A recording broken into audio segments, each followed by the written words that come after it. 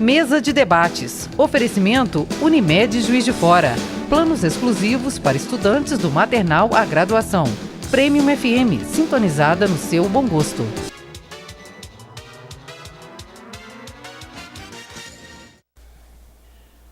Já estamos de volta com a mesa de debates aqui pela TVE Juiz de Fora.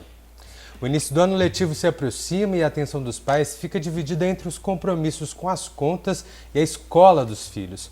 Com tanta responsabilidade, tem algum detalhe que pode passar despercebido e gerar dor de cabeça para os pais. Para evitar esses transtornos, a gente te informa quais são os seus direitos e quais são os seus deveres durante o período das matrículas.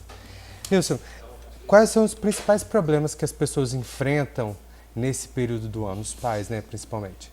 O primeiro passo é justamente escolher, principalmente aqueles que estão iniciando agora a escola, é escolher uma escola que atenda, né, aquilo que é a expectativa dele com o ensinamento dos filhos. A propósito da gente estar falando aqui agora até sobre isso, a gente já tem algumas escolas, né, da educação básica, né, que já fornece um projeto pedagógico diferenciado, linkado com essa modernidade que nós estamos vivenciando. Então é importante primeiro fazer uma pesquisa.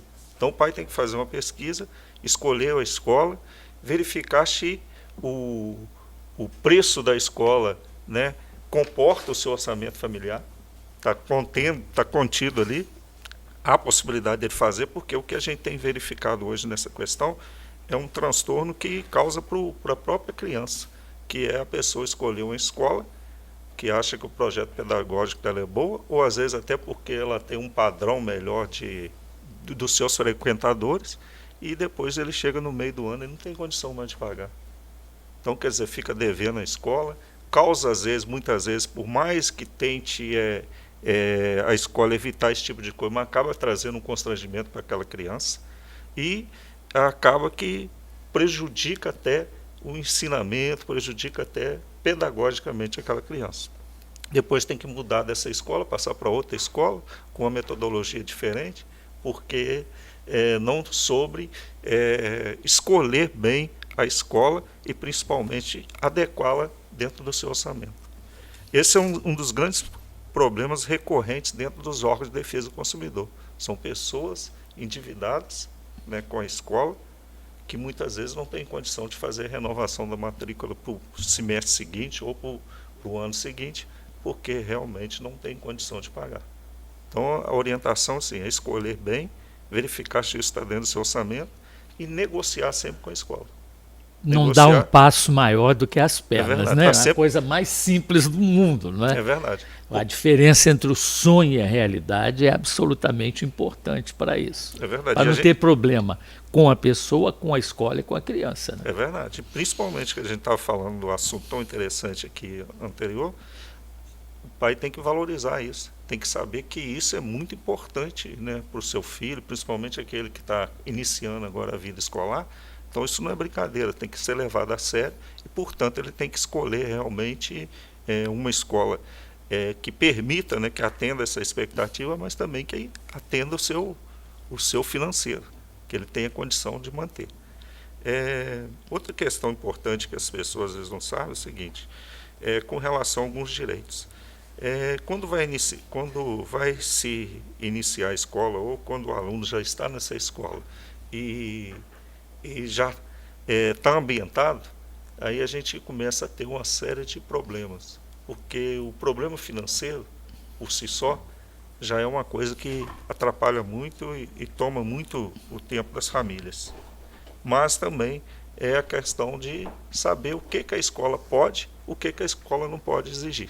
Então são aquelas práticas abusivas que muitas vezes acontecem na escola e que os pais, muitas vezes não sabem.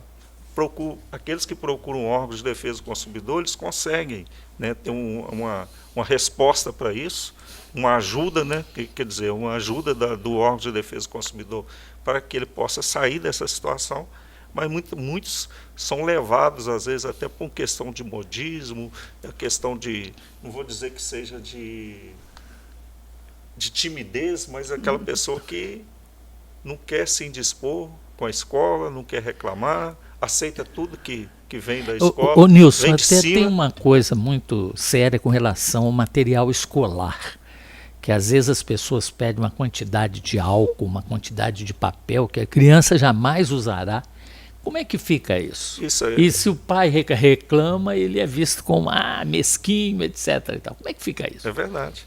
E ele fica assim, muito preocupado também com a situação, né, que o filho, ainda quando é criança, né, que ele possa sofrer alguma bullying, né? Bullying dentro da escola, seja A até lista pelos próprios A lista de professores. material escolar tira o sono de todos os pais. Quando está para sair a lista de material escolar, você começa a não dormir.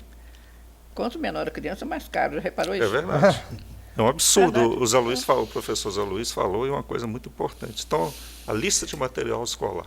Acho que é um dos primeiros itens, né, que começa no início do ano agora, a pessoa a se preocupar com isso. Ou então, é evitar, né, de aceitar tudo que a escola impõe. Principalmente para criança. E também aquelas dicas que a gente sempre dá, né, das pesquisas. Nós fizemos, os primeiros programas desse ano, foi uma visita aqui do PROCON, que fez uma pesquisa com 125 itens, e lá mostrava variação de mais de 200%. Então, pegar esses recursos, né, igual eles já fizeram a pesquisa, já ajudar nessa... Isso, então, em primeiro lugar, pesquisar bastante.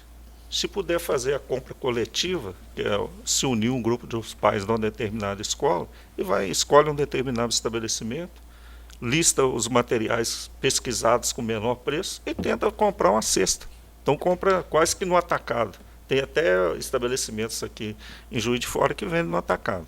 Então isso é salutar a pesquisa. Outra questão que o Zé Luiz tocou e é muito importante é, quer dizer, não se submeter a exigências absurdas, estapafúrdias da escola. Então, quer dizer, exigência de material como, por exemplo, álcool, pincel, né, para escrever na lousa, álcool, sabonete, papel higiênico, né, e dentre outras. Ou, às vezes, uma quantidade muito grande de papel ofício, de 2 resmas de papel ofício, 1000 folhas de papel ofício, para criança, para um semestre. Então, quer dizer, isso também, as exigências estapafúrdias, elas têm que ser evitadas. Então, o pai de aluno não deve aceitar isso aí, não. A família deve estar sempre discutindo com a escola a utilidade daquilo e saber que no final do semestre ele pode recolher aquela sobra para ele utilizar no próximo semestre.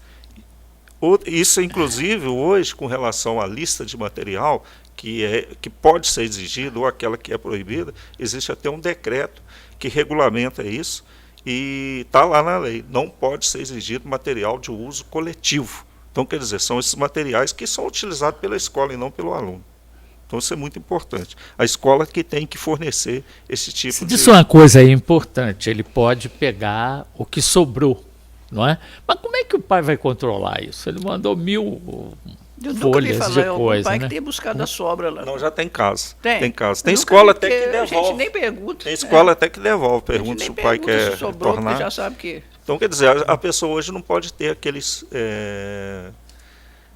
vergonha, sei lá, o Zé Luiz falou bem, vergonha de pegar aquilo, vergonha de... uma coisa que tinha antigamente, né, a pessoa ia num restaurante e aí chegava no restaurante, sobrava aquela quantidade de comida, a pessoa ficava com vergonha. Isso. Aí você chegava em Nova York, nem tinha nem conversa, sobrou, ele já punha num pratinho bonitinho, uma coisa lá em forma de cisne, etc. Tal, que você fica, como é que ganha aquilo ali? É a sobra.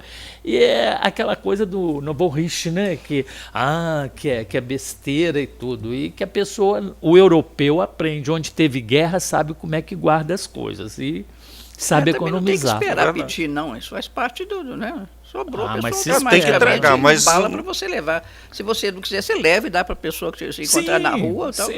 Mas um direito que a pessoa da rua vai pegar e jogar no gostou, joga no lixo. É verdade. A gente falou sobre transformação educacional, as escolas estão colocando, algumas grandes escolas já estão colocando setores de compliance dentro das escolas, para poder tratar a ética das relações, né?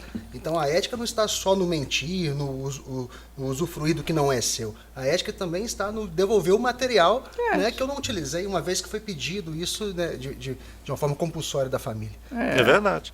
Assim como tem que devolver aquilo que sobrou, pode ser que no decorrer da escola tenha uma atividade, isso é muito comum, tem uma atividade que é necessário pedir um material diferente daquele que se pediu. Isso é natural. Entendeu? Do mesmo modo também, se sobrou, tem que devolver. Não precisava nem do aluno ou pai ir lá e exigir isso, mas pode exigir. Isso é importante e isso fica separado, inclusive. Na escola tem lugar lá onde que cada criança tem seu almoxarifado, seu armário, né? Onde fica guardado isso. Você tinha falado das compras em grupo, né? Compras coletivas, que os pais acabam conseguindo um desconto. Na escola do Artuzinho, filho do Léo, a própria escola recebe uma quantia dos pais e faz a compra diretamente da empresa. Isso aí é que eu acho que devia ser, para facilitar o lado dos pais. A escola se encarregar da compra, que ela compra no atacado, entendeu? E passar para os pais o orçamento. E se ele quiser comprar particularmente, sair procurando, é problema dele. Mas se ele quiser comprar através da escola, né? É isso aí, isso é muito importante. Isso não é uma coisa mais inteligente? Olha, uma loja de compra de material escolar, nessa época, é um desafio. É um desafio você ir para lá. A gente sabe disso, que a gente usa isso, né? Isso. Agora, uma outra questão que a gente tem que tomar, que são algumas práticas abusivas, é a exigência, por exemplo, de comprar o material num determinado estabelecimento. Isso não pode ser proibido. Então, a escola tem que dar liberdade do pai comprar o material didático aonde ele encontrá-lo em melhores condições. Então, é um direito que ele tem. Salvo naqueles casos em que, por exemplo, o uniforme é produzido exclusivamente para aquela escola. Um determinado estabelecimento faz isso. Então, quer dizer, neste caso aí não há nenhuma abusividade e a escola pode exigir isso. Outra questão é o livro didático. Hoje em dia a gente tem visto aí, né, algumas escolas têm usado até uma metodologia não própria, né, uma metodologia adquirida.